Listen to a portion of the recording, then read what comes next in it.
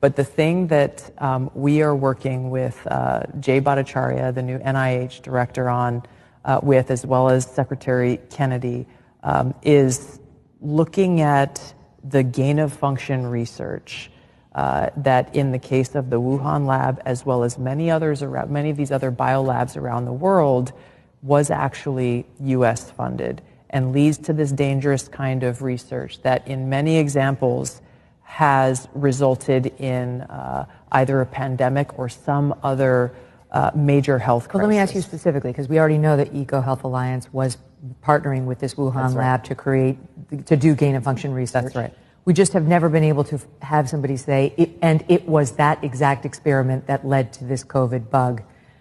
But have we gotten there? What's the new thing that you're digging in on? We are working on that with Jay Bhattacharya and look forward to being able to share that, hopefully very soon. Okay. That specific link.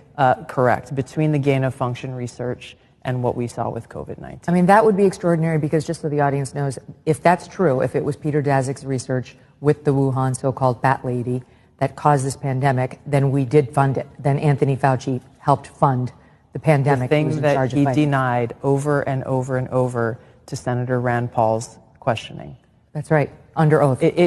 Under oath, exactly. So is it any wonder that he sought a preemptive pardon for anything during a certain period of time by President Biden before he left office? And then strong-armed and smeared people like Dr. Jay Bhattacharya, anybody who came out and said, I don't know if that's natural. This actually smacks of lab.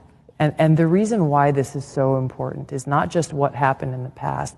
It's because this gain-of-function research is happening in biolabs around the world. I got attacked, and I think you saw this, we've probably talked about it on your show before, when I warned against U.S.-funded biolabs in Ukraine when the Russia-Ukraine war kicked off for this very reason. Who knows what kinds of pathogens are in these labs, and if released, could create another COVID-like pandemic.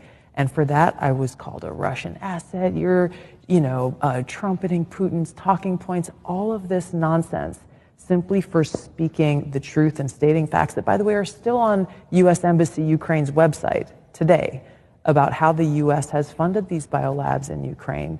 But my point is, in order to prevent another COVID-like pandemic or another major health incident that could affect us in the world, we have to end this gain-of-function research and provide the evidence that shows exactly why and how it's in our best interest, the American people's best interest, to bring about an end to it.